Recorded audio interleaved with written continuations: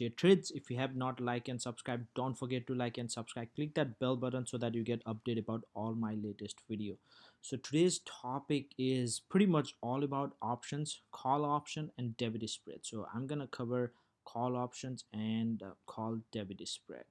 uh, and also a lot of people are confused about assignment, early assignment, what's gonna happen and things like that. So I'm gonna go over everything. So after this video, make sure everything is clear. If you are still confused, please do comment below. I will reply to each and every comment.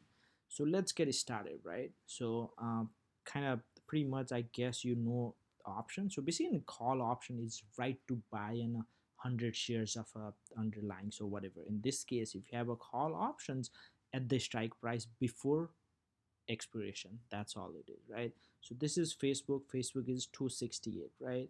So this is Robinhood. Pretty much you can have any platform you can do. Just most of my user are in Robinhood, so I kind of use Robinhood, but you can use Webull, TD Ameritrade, E-Trade, like Tasty, whatever you prefer, that's fine. So this is Facebook, just in examples. I'm gonna kind of go through everything, and let's get started. So just go to options, different platform a different way. What you are doing is buying an option. There's few things, right? So you're buying a call options, you're buying, right? That's your right. If you're buying a call only, you cannot be assigned. A lot of people say when you're buying call you will be assigned. You will not be assigned. One thing is, you can exercise of course, but you won't be assigned, right? Exercise happen at expiration. So it depend upon the kind of broker to broker. A lot of broker, if you have a call option, if you do nothing, they will buy the stock at on expiration. They will buy the stock and usually sell the stock at the current price, so you will make profit if it's exercisables and if it's depending upon what the price is. What I suggest is you should always close your option most of the cases, so that you don't have to kind of worry about if something goes wrong and whatnot. You may be assigned, and let's say if you're broker, most broker will kind of sell it, but if you not sell, you probably don't want, maybe you don't have enough balance and whatnot, right? But if you just you can sell the contract itself, so you don't need to worry about that, right? So few things. Buy call option, you have one thing is expiration, right? This is expirations is just the date. So you can exercise before or on that date, before expiration, that's all, right? And also the value of option, if it never reaches that strike price, it decreases every day. So that's why. So expiration, it can be anywhere from a week to it can go to few years, like January 2023 will be 2 years from now, right? So you can choose any expirations, of course. Now let's we'll pick just random expiration January 8th, just to show. Now now you can see that you have a lot of numbers here. Strike price, what is strike price? So strike price is what you are telling it, by that date the stock will be above that price. That's all you are saying. And to tell that, for example, expiring January 8 270, it cost you 4.18, which means you just multiply this by 100, so it's $418. If you buy 270 calls, you have to pay $418, right? So you can see that break even price, it just you add 270 plus whatever cost, that's your break even. If it's this or above this is profitable, but this is only at expiration, right? A lot of people are confused, like, hey, break even price is 274, can I sell at 271? Yes, of course, you can sell option anytime you want, right? You buy it right now, you can sell it just next minute, you don't have to wait it. So how it works is, as the price moves up, right, the chances of getting to getting above 270 is higher, and getting above and above is more higher. So the option value appreciated. How it appreciates, it's whole another video. I have a video in Greek, so you can kind of watch it, but I can kind of explain here. So you have this Greek delta, right? So each dollar up, you add this to your option price. Pretty easy, right? The next dollar up, you add delta plus gamma. These are all changing. Theta, if you hold the option, if price remains same, you lose that value by just holding option. And vega is volatility. So if volatility increases, you add to the option. If volatility decreases, you remove. And rho is for rate of interest. So it's very minimal and which happens rarely, so don't even worry about it, right? So those are the Greeks. Now that's it. When you have options, one thing people always confuse, like, do you have to exercise, or I don't have money to buy 100 shares? You don't, right? So you bought it at 418, right? So each dollar up, you making 50 or 60 bucks, right? So if the Facebook is of $5, you make, let's say, 300 or $400. The value of this contract will be maybe 700 and $800. You can just sell that contract, then you are done with it, right? You don't need to worry about assignment, you don't need to worry about exercise, or you don't need to worry about anything, right? You can sell that option. And for most people, I would suggest just do that, right? Don't worry about assigning and whatnot, right? Don't worry about exercising, just buy the contract. If it goes up, sell it. If it goes down, probably you want to take uh, you wanna whatever your stop loss is, just sell and get something. So a lot of people I see, they let their option expire worthless, which is pretty bad idea. You don't want it to go zero, right? Whatever your thesis is, maybe Facebook gets a support and it's trying to move it, but it's not moving at all. If it goes below your support, basically it's going down, right? So it's probably you are looking at another support and whatnot. So at that time, it's best it just cut out it, like it's 420, maybe it's 320, you can sell it for 320. You took $100 loss and get done with it. I see a lot of people just holding it till it goes zero. Then you don't want to do that, right? You're losing too much. Always just whenever you buy an option, have a stop somewhere. So this is pretty much for options. So when you buy it just a call options, there's nothing to worry about assignment, right? You can exercise, which is not really advisable in most cases. uh, but if you are assigned, you can I mean, if your broker exercise, they usually sell it, but if not, you can sell it manually. So that's it. So that's for long call. Now now let's talk about debit spread, right? So what is debit spread? So debit spread, you can see that, right? If you are thinking you're bullish on Facebook, and let's say you are thinking, it may gonna go like 271, 72, but you're not sure, and also you don't have money, like you don't have $400. You want to maybe reduce a little bit cost. So what you can do is you can buy call for 418. At the same time, you can do sell call. See, sell call for something higher, you can do 370 to 50 or 375, right? When you do, you make a debit call debit spread, or vertical debit spread, a vertical spread, whatever. Different platform, different people call it same, but it's the same thing. Now here you can see that your total cost is $200. See, if you had just bought 270, your cost would have been $4.18. So $418.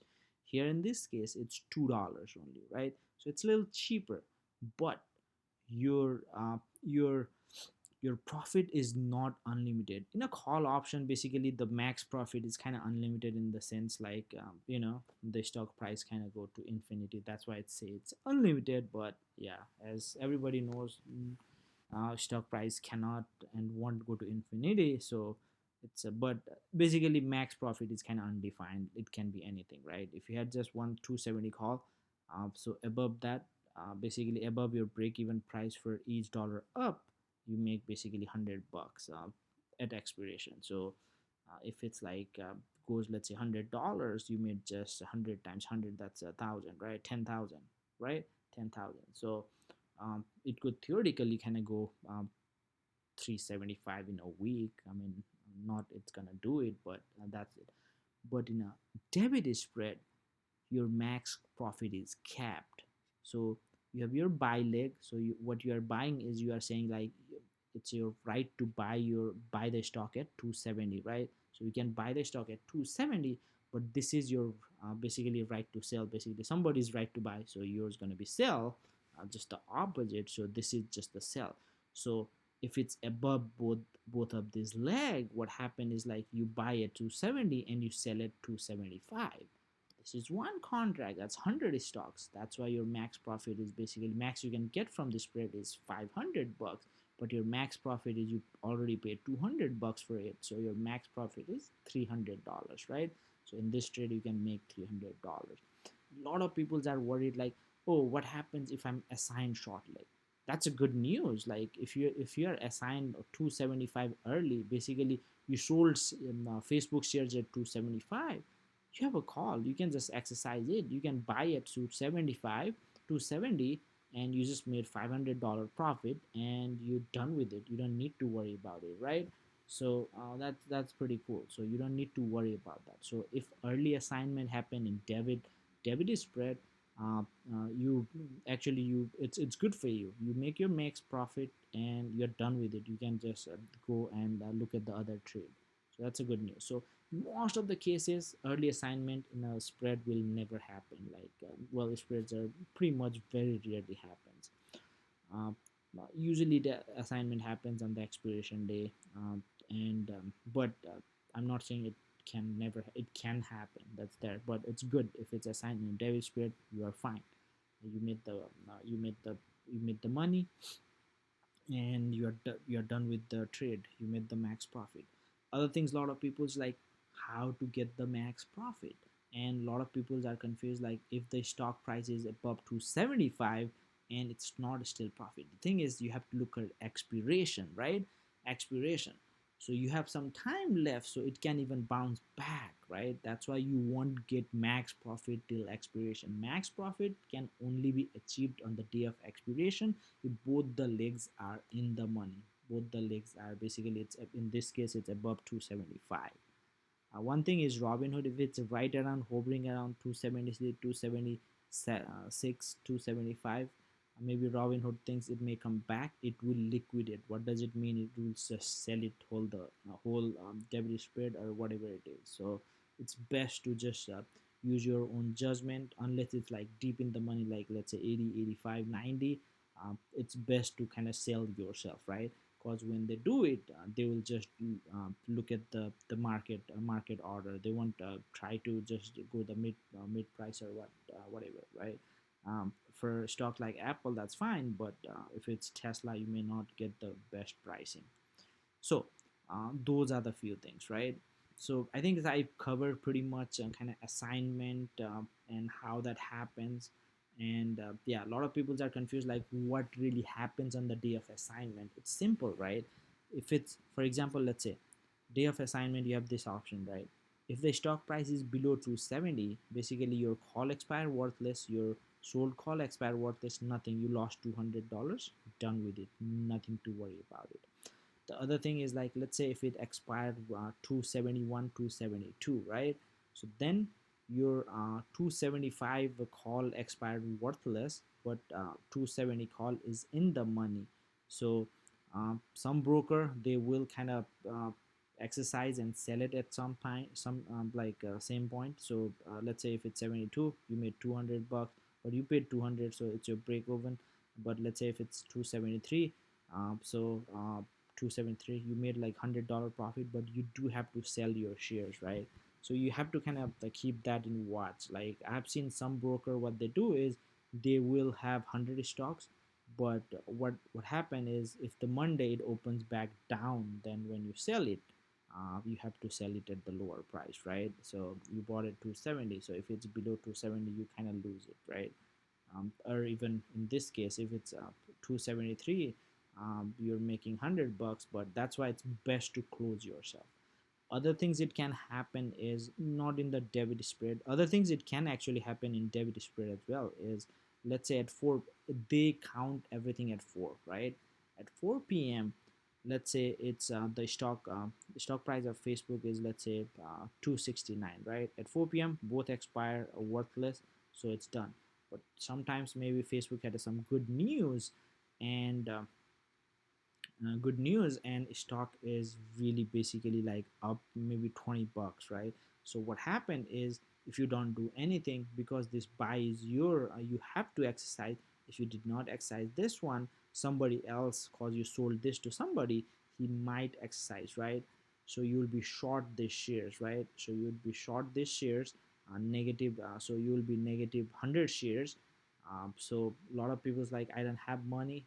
Doesn't matter, you'll be in margin, so you'll have negative balance. You have to pull back your balance to zero or above, otherwise they will liquidate anything, or uh, your social security, so they may kind of send it to collection agency and whatnot. So there, a lot of things can happen, right? So it's best to close your spread unless you are absolutely sure it's in the money, you are pretty confident. Otherwise, at least kind of keep and watch on it, right?